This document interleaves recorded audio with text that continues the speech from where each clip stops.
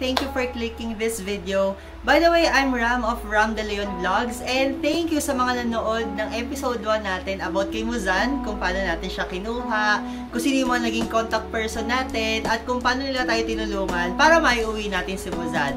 That's our episode 1. And for those na hindi pa nakakapanood ng episode 1 natin, ilalagay ko sa description box yung link para naman makaka-catch up yung ibang mga ka-auto or mga ka-Kia Sonet din natin. So, for this episode 2, samahan niyo naman kami pumunta ni Carlo kasi ipapatint namin or magpapaligay kami ng tint kay Muzan around dito sa Pasig. And then, if ever kung may mga recommended kayong pwedeng lagay natin na accessories or yung mga pwedeng natin gawin kay Muzan, lagay nyo lang sa comment section para at least alam din namin. If gusto nyo pa yung mga ganitong klaseng event, don't forget to like, share, subscribe, and hit the notification bell para maging updated kayo sa mga happenings and mga ganaps natin kasama si Muzan. Okay? So, tara! Alis na tayo! Let's go!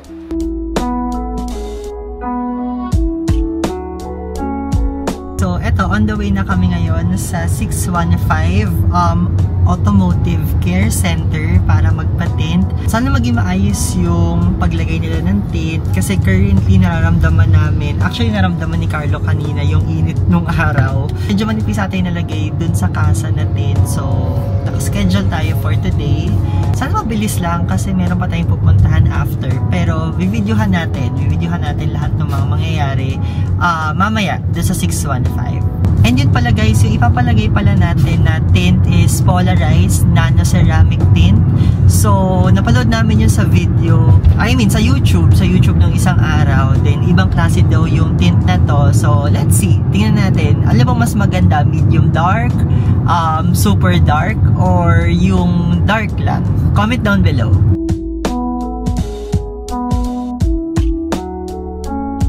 So guys, dito lang kami sa 615 Automotive Care Center.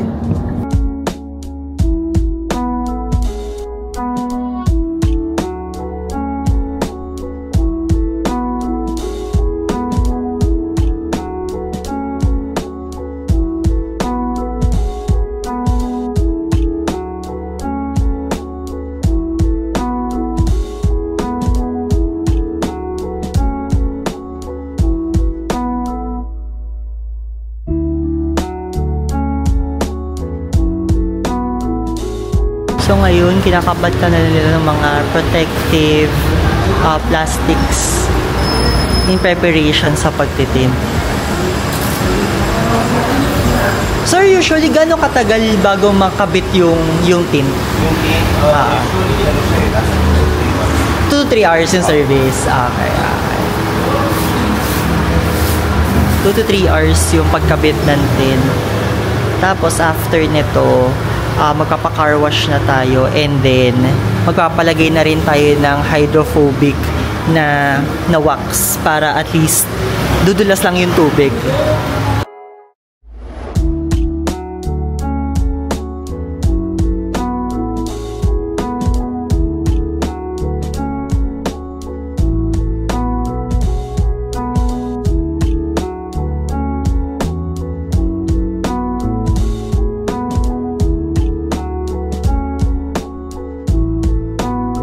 Then sir, yung i-apply natin, yung polarized na, no? Yung nano-ceramic. Okay. Thank you. So, ipapalagay natin is medium dark yung front and back. Tapos, magiging dark yun sa sides ng car. So, let's see kung ano yung magiging itsura niya after nitong service.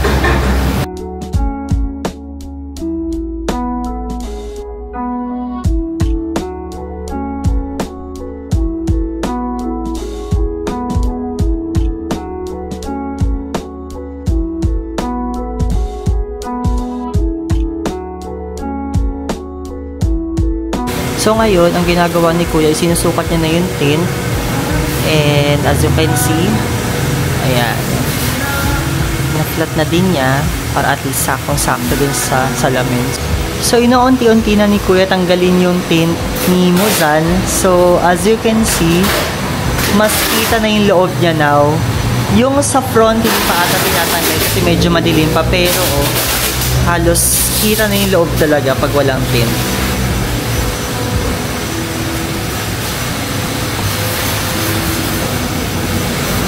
So guys, ito yung mga rates and services ni 615 Automotive Care Center. Meron silang mga wash services, pati detailing services. So, screenshot nyo na lang for your reference. So, nakadepende yung price dun din sa size and sa service na gagawin dun sa kotse nyo. So, dito kaming branch sa may Bagong Ilog, tama? Bagong Ilog na 615 Automotive Care Center. Ayan, so as you can see, nalagyan na ni Kuya ng tin yung likod. At ang gagawin niya next ay susukatan niya yung salamin ulit.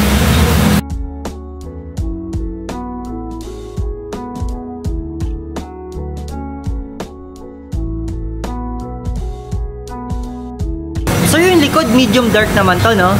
Okay, tapos dark ka. Okay. Thank you.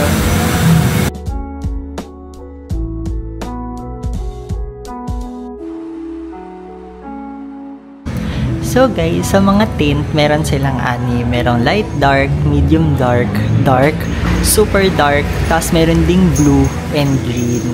Medyo hindi ata kita siya dito sa video, pero eto, lapitan ko na lang. Ito yung light dark nila. And then, ito yung medium dark, which is ito yung pinakabit natin sa front and back ni Muzan. And then, itong dark, ayan, medyo may layer na nga siya. Dark, ito yung nasa gilid. Tapos, ito na yung super dark. Ayan, kitang-kita nyo na super dark talaga siya. Tapos, ito, hindi siya masyado kita sa video, pero may pagka-bluish nga talaga siya. Parang clear lang siya na blue. And then, itong green. Ayan. So, depende sa inyo kung ano gusto nyo ipakabit, pero ito yung mga choices nila dito sa 615.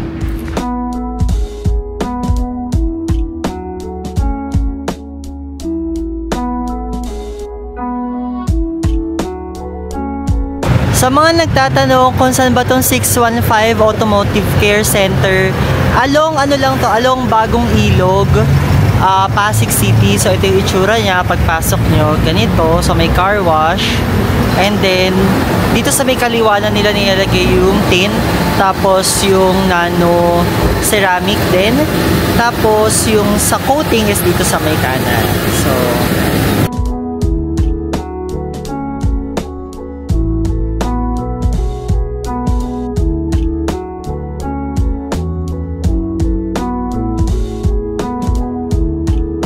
So if nakita nyo kanina guys, no, yung shades ng tint nila, eto yon in actual. So 1, 2, 3, 4, 5, 6. So hindi ko lang alam kung alin dito yung mga colors, pero ito mga nasa taas, ito yung mga nasa clearer or lighter side the shade. Ayan siya. So ang kinabit sa atin ay polarized nano ceramic ng Glacier Films. And guys, ang maganda pa dito sa 615, meron silang lobby while waiting dun sa mga nagpapaservice ng car nila. For example, eto, nandito yung car nyo, pwede kayo mag-wait dito. Pasok tayo.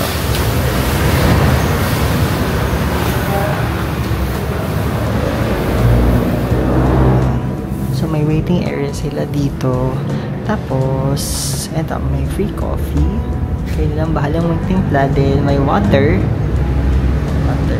Tapos approach nyo lang yung si kuya dito na nagbabantay para ma-assist pa kayo further. So, libre naman yung wifi dito. Kaya pwede kayong mag-antay habang ginagawa yung something sa kotse nyo.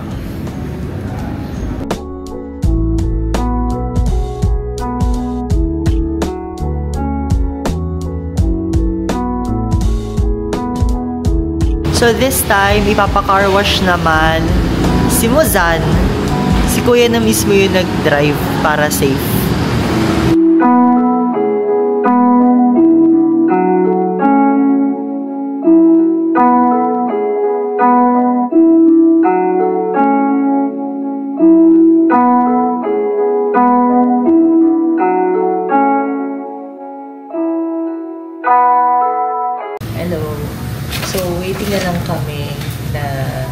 ma-car wash, pati palagyan ng spray wax si Muzan. Pero nakapagbayad na kami dito sa 615. Ang total bill namin, yung price muna pala ng wash and spray wax is 500.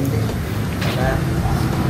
And then, ang inabil kasi naming tint is mixed shade na medium dark tapos dark. So, 6.5 yun. So, total of 7,000. Tapos, ang sabi sa amin is yung major na dapat namin gawin is hindi pa pwedeng ibaba yung yung windows. Hindi pa namin pwede ibaba yung windows ng 2 to 3 days para at least kumapit talaga. Tapos kung pwede nga daw na mabilad sa araw yung tint, I mean yung mismong kotse para kapit na kapit agad yung tint. Tapos, ito may warranty claim coverage rin kami nakuha. So, if ever na magkaroon ng problem, ito na lang yung napakita namin. Ano pa ba? Ang sabi dito, yung curing process is 3 to 4 weeks siya.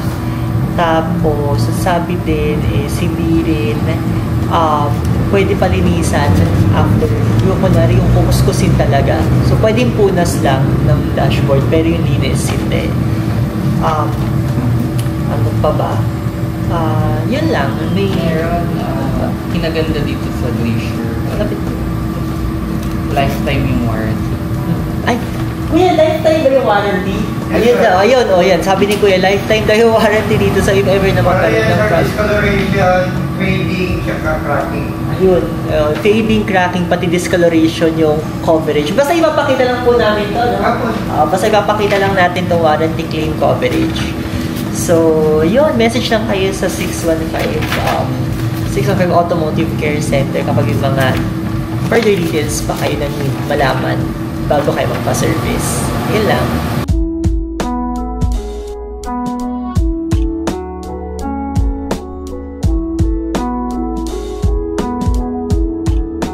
So guys, yung shop nila, parang one-stop shop na rin siya. Kasi kapag nagpatin kayo, pwede na rin kayong magpa-car wash or kung ano man gusto nyo ipagawa sa kotse, meron sila dito. So, nauna is car wash, then dito na yung sa tint. And I believe meron din sila dito nung sa ceramic coating. And visit nyo lang yung page ng 615 para sa mga services nila. Ayun, and sabi rin pala ni Kuya kanina, siguro mga 30 to 45 minutes daw malilinisan si Muzan kasi hindi pa naman daw masyado madumi kasi kakagaling nga lang sa casa yesterday. So baka mas maging mabilis pa yung paglilinis. So antay-antay na lang din tayo dito. And after nito, pwede tayo ulit umalis and gumala. Hi guys! So nakaalis na kami dun sa 615 Automotive Care Center. Napatint and napaka-car wash na namin tong si Muzan. And then actually nung dumating kami kanina, no, today is Sunday, wala masyadong tao. And then na-entertain kami agad. So mabilis lang din natapos. Yung buong process, it takes around 2 to 3 hours kasi tint siya pati car wash na. So yung tint is ano siya, Glacier Films polarized nano ceramic tint. And then, yung sa car wash, may mga ginawa sila na back to zero, So, marami pa silang ginawa doon. So, hindi lang talaga yung car wash yung ginawa. So, yun, pauwi na rin kami ngayon. Galing na kami ng SM East. Then, ipapakita ko rin sa inyo yung bagong kabit na tint. Ayan. So, as you can see, ito na yung gamit nating Glacier Films tint. Hindi ko sure kung nabibigyan ba ng justice ng video yung difference, pero dito kasi sa amin kita namin yung difference. Medyo dumilim siya pero maliwanag pa rin naman yung kita sa labas. Hindi lang kami sure if paano kapag gabi, baka kasi masyado nang madilim or wala na kami makita, pero sana wag naman. Nung nasa labas kami kanina, almost wala na kami makita dito sa loob. And then kanina nagdadrive si Carlo. Yung casa tent, ramdam niya na yung init sa labas kaninang umaga.